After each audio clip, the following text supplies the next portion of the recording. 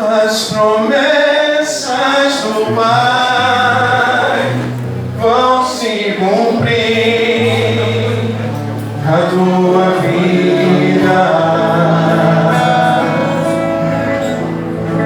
Não importa o que a realidade diz, viverás no melhor de Deus que está por vir. As promessas do Pai vão se cumprir na sua vida. Não importa o que a realidade diz, viverás o melhor de Deus que está por vir. E serás uma grande nação,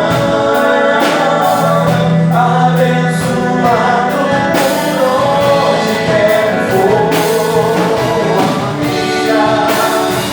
Prosperarei, montas e fortes estrelas do céu, assim será sua descendência.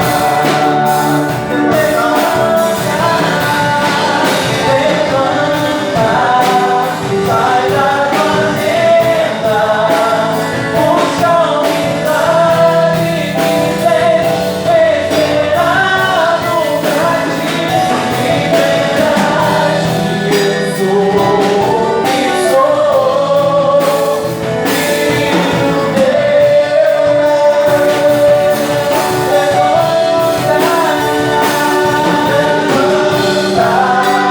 sai da tua tenda,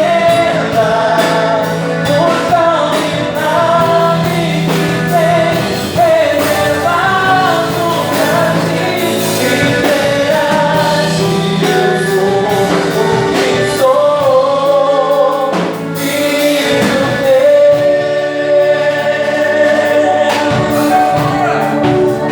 Aleluia. Glória a Deus, obrigado por mim. Sentados como estão, abra sua Bíblia em primeira carta de Paulo aos Coríntios, capítulo de número 3. Primeira aos Coríntios, capítulo de número 3. Os 9 versículos iniciais que dizem assim: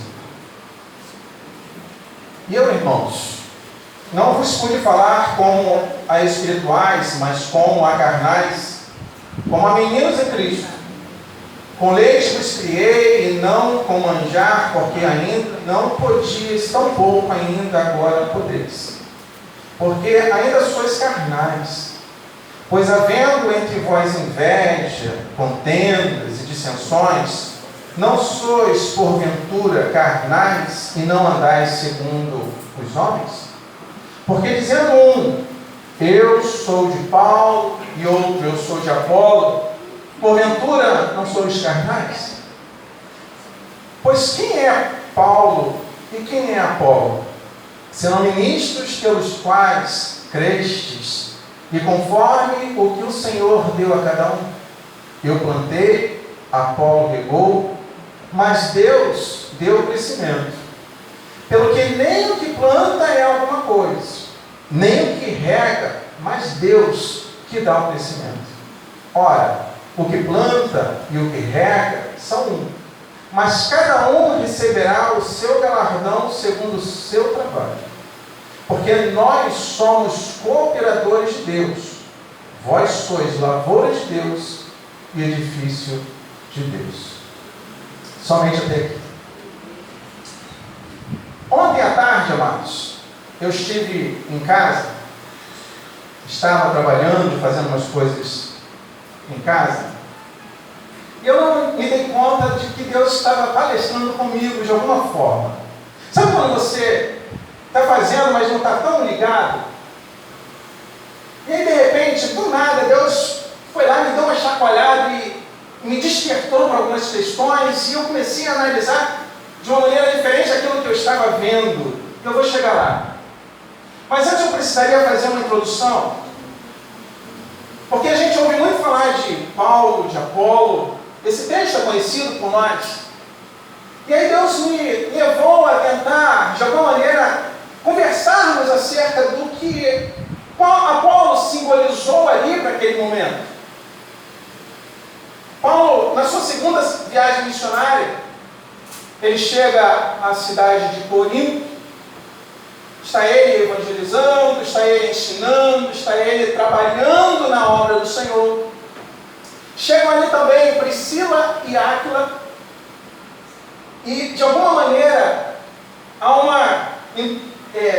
uma sinergia entre eles, há uma ligação muito forte, direcionada pelo Espírito Santo de Deus.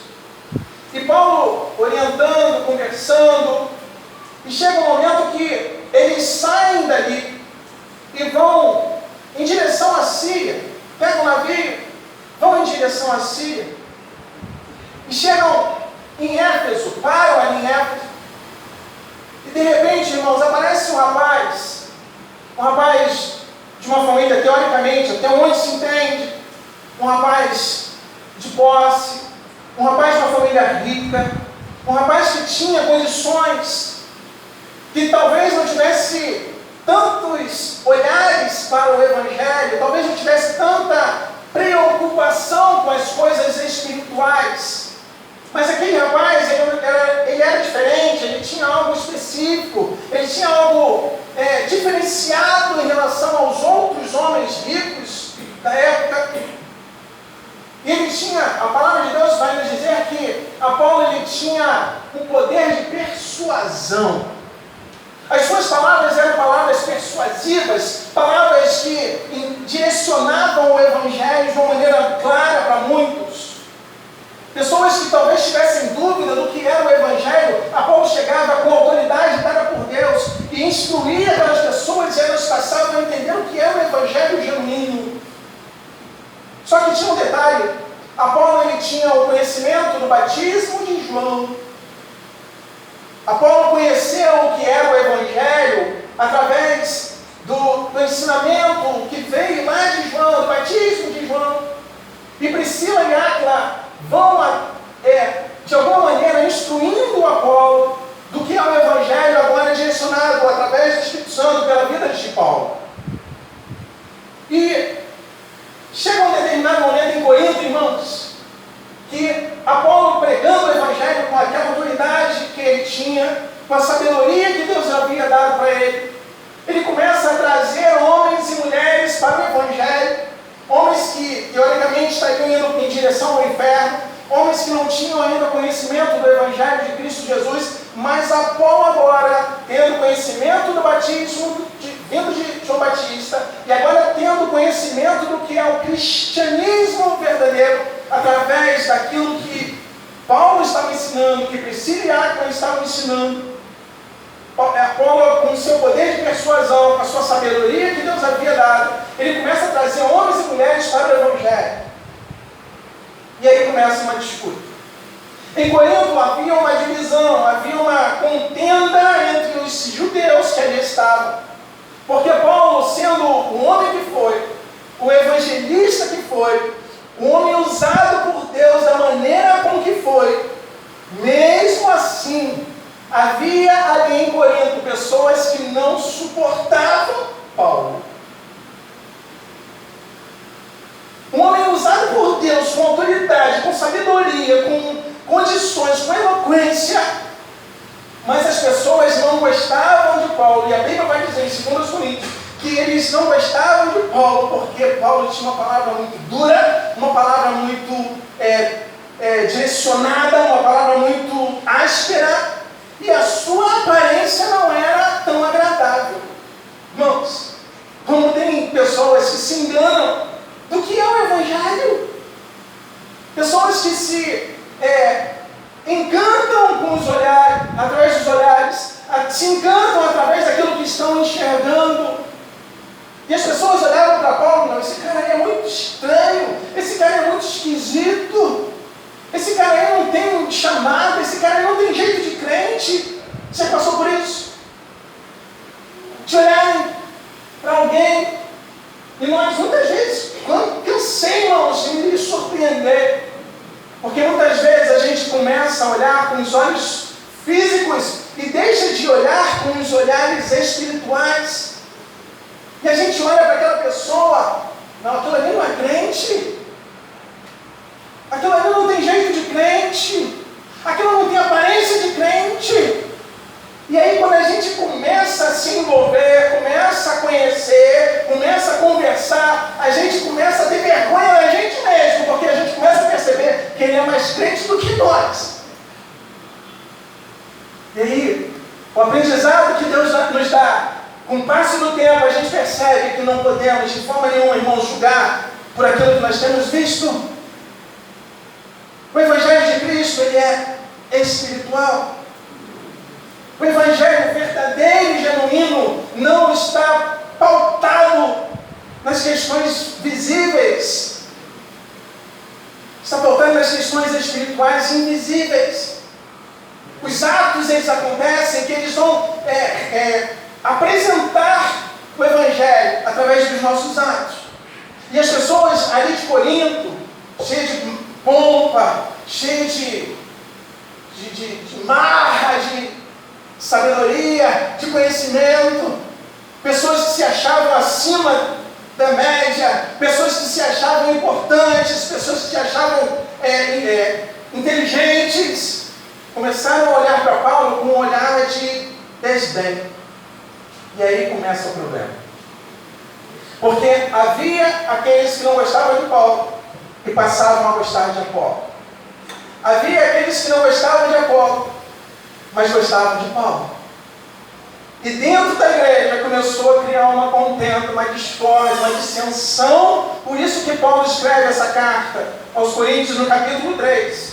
Ele vem falando sobre a partir do capítulo 1, ele já vem apresentando a insatisfação dele em relação a divisões, a dissensões, a contendas, a discórdias que havia dentro da igreja de Corinto.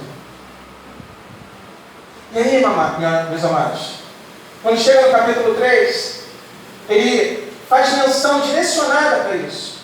Pois quem é Paulo e quem é Apolo?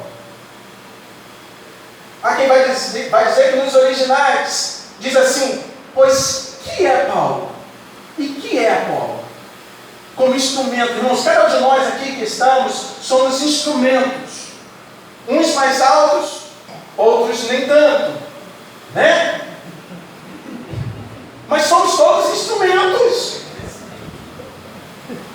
Somos todos direcionados por Deus para fazer uma grande obra.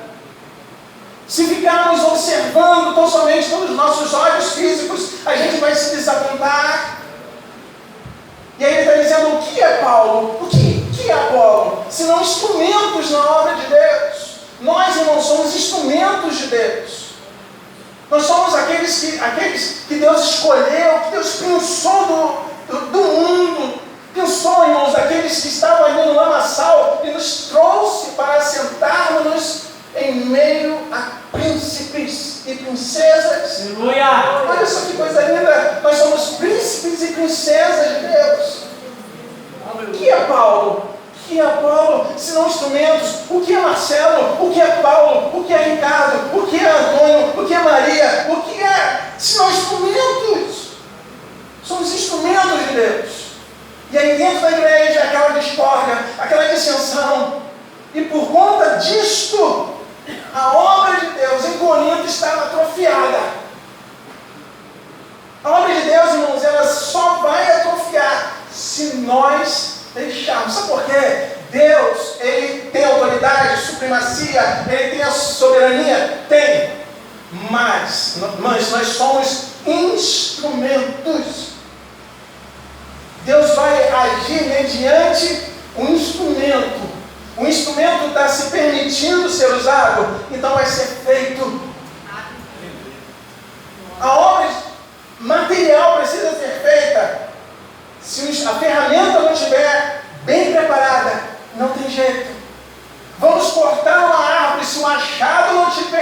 afiado. A gente vai ficar martelando, a gente vai ficar batendo, a gente vai ficar se cansando. Tem que estar afiado. Aleluia! Tem que estar preparado. Muitas vezes a gente entra em dissensões. Estou falando de mim e de você, estou falando da gente, igreja. Deus quer fazer uma grande obra. Quando Neemias estava ali fazendo a obra do Senhor, quando estava ali reconstruindo os muros, você conhece a história. Chega lá Sanbalate, Tobias, Gesem, homens que não queriam nada de evolução do Evangelho, nada de Evangelho, da obra de Deus, nada de crescimento da obra do Senhor, e tentam de alguma maneira fazer com que Neemias pare. Ele vai dizer assim: olha, não posso descer porque esses estão fazendo uma grande obra. Nós, irmãos, também somos chamados para fazer uma grande obra. E a gente, muitas vezes, a gente coloca mesquinhez, a gente coloca pequenez nas nossas vidas. Eu não sou, eu não posso, eu não consigo. Irmãos, cada um de nós somos chamados para fazer uma grande obra. Aquilo que você pode fazer, eu não sei fazer.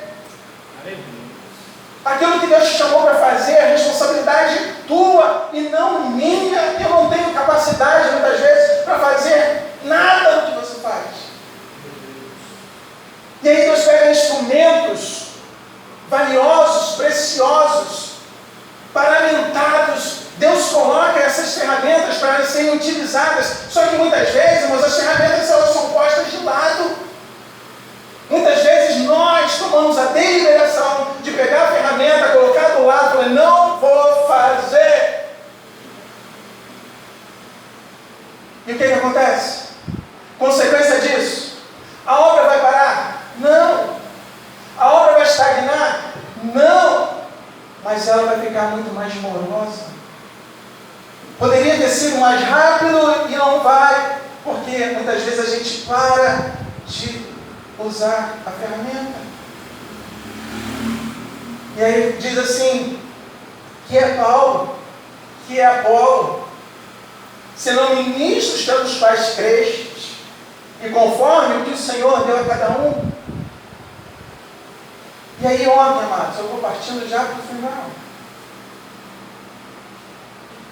Lá em 1 Coríntios capítulo 1, versículo de número 12, ele já traz esse questionamento. Ele diz assim: quero dizer com isto que cada um de vós diz: eu sou de Paulo, eu sou de Apolo, eu de Cefas, sou Pedro, e eu de Cristo.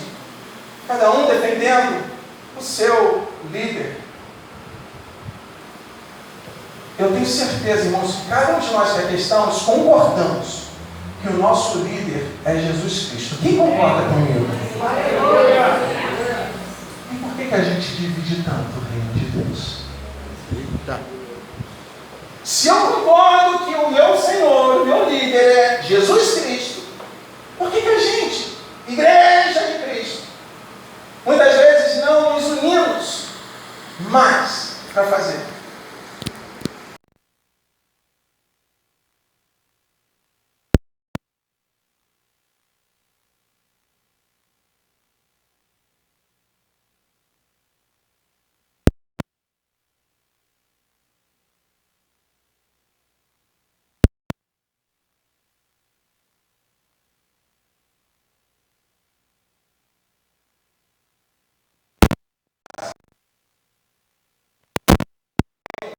Chapéu de palha, botei na cabeça, coisa linda, vocês tinham que ver,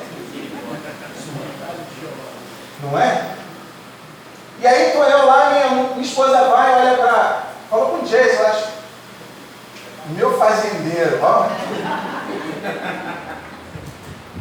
Nem todo mundo tem um fazendeiro. Amém, seco. Estou eu lá, passando a grama, aquilo cansando, aquilo me fadigando, aquilo me irritando, doido para acabar. Eu olhava para lá, irmãos, ainda tinha grama demais para cortar. Eu falei: Jesus, me dá força.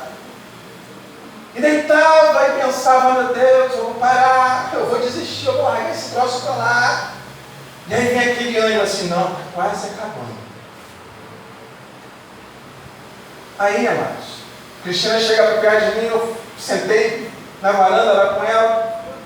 E aí eu falei, olha, o ruim daqui. E aí foi quando Deus começou a me dar uma ministração para hoje. Falei, o ruim é que tem um monte de tipo de grama nesse quintal. Tem um monte de grama amontoada, que cresce muito aqui, e eu passo muito tempo aqui, irmãos. Aí eu venho para cá, tem umas que parecem uma estirpe. E aí vai mais fácil. Tem outros ali que estão assim, meio pincelados. E é mais rápido. E tem umas que deram para nascer num monte de entulho que eu botei um pouquinho mais acima. Falei, para que essa miserável está crescendo ali?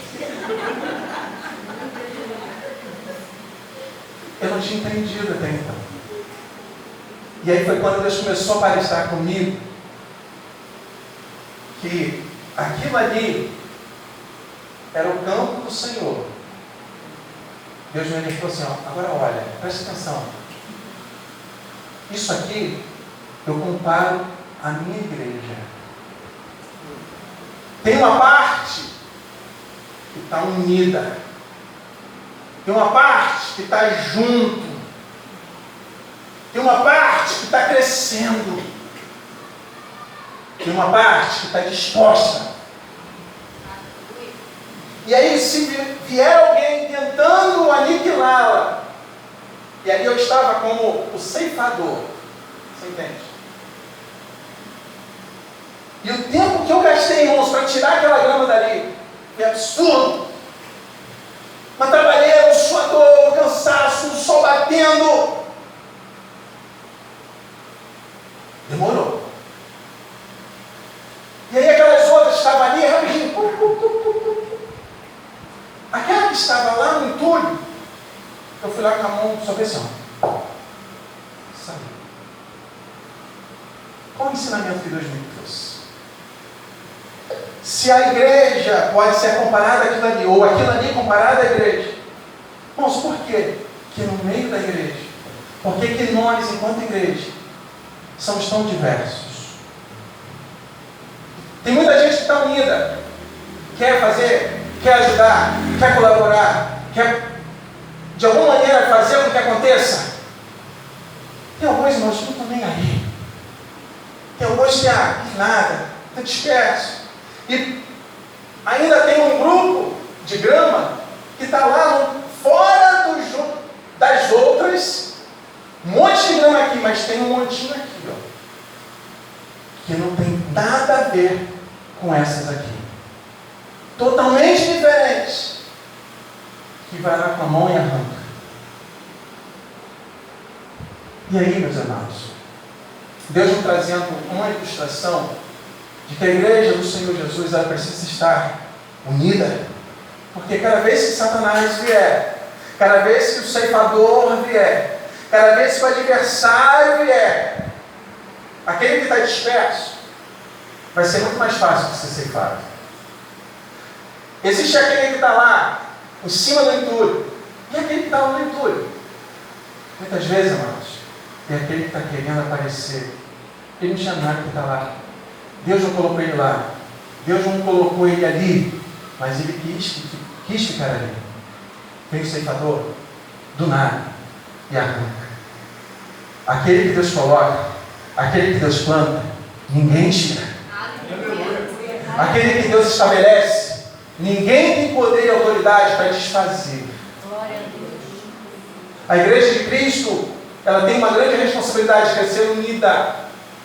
Eu só fico pensando se aquela grama lá de casa, se elas fossem todas iguais a essa que estava aqui. Meu irmão, sangue de Jesus tem poder.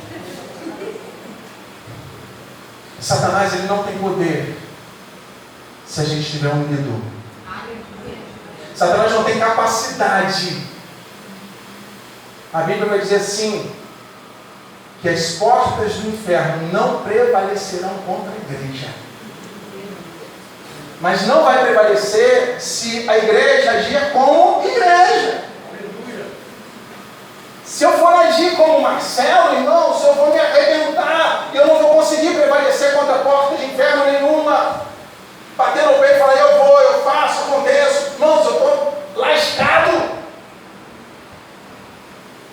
gente age como igreja? Senhor, ajuda. Senhor, vai na frente. Senhor, restaura. Senhor, capacita. Senhor, ministra. Senhor, salva. Irmão, se for dessa forma, é diferente. Precisamos crescer unidos, fortalecidos, edificados, estruturados, capacitados. Precisamos. Mas o que isso tem a ver com a Santa Ceia de hoje? Tudo a ver. Não adianta eu chegar aqui e pegar tão somente o pão, irmãos, e comer, porque hoje é dia de comer o pão e beber o suco. Um ritual puro e simples? Não. Vai comer. Você precisa comer. Mas não faça isso, não. Não coma porque tem que comer. Não beba porque tem que beber. Não. Beba porque você precisa se fortalecer em Cristo Jesus. Aleluia. Porque senão a gente começa a crescer como aquela grama ali salpicada. Ou então como aquela que está lá longe, diferente de todo mundo. Ou então a gente começa a se achar bom demais e a gente começa a querer subir e ficar onde a gente não é para ficar. Fica onde Deus te colocou. Cresça no lugar edificado pelo Senhor. Amém. Seja o instrumento do Senhor onde Ele te colocou.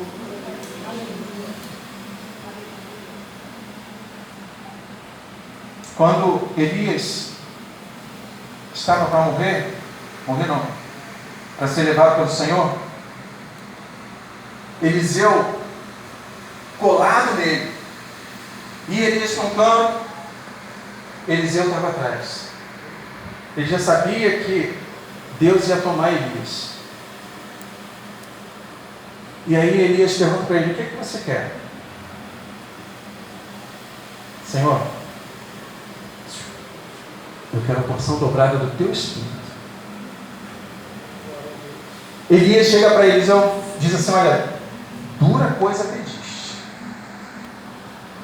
Por quê, amados?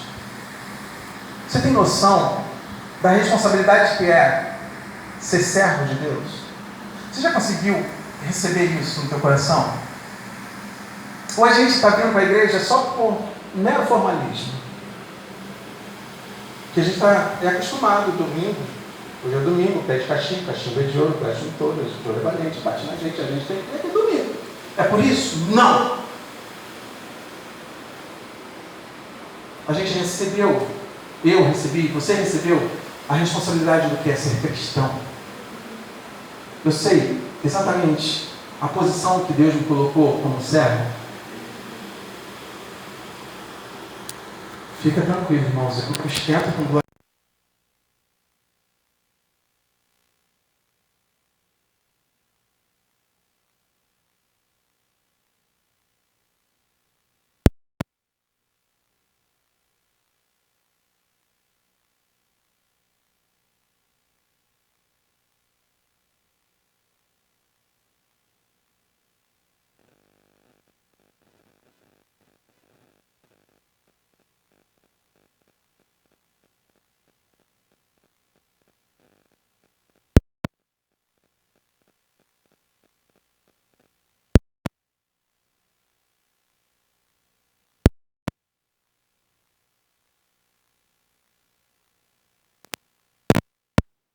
Precisando de ajuda. Existe um Paulo fazendo a obra. E se eu começar a pensar em dividir o reino, a obra para. A obra estagna. A obra não alavanca. Está acontecendo isso? Graças a Deus não. É só uma palavra, eu gosto desse termo, irmãos, quando eu estava no ensino médio, é uma palavra profiláxica. Oh, aleluia! É isso mesmo. Profiláxica. Preventiva. Prevenção às enfermidades. Muitas vezes nós estamos enfermos na alma. Aleluia. E esta palavra talvez seja o renovo que você precisa para poder. Aleluia. Ponte de pé e eu falarei contigo. Glória a Deus. Aleluia. Aleluia. Que Deus te abençoe. Glória. Em nome de Jesus, pastor Paulo. Glória a Deus. Aleluia, Jesus. Nunca te deixo sozinho. Sou um Deus que dos filhos sempre fizeram muito bem, e de ti não me esqueço também.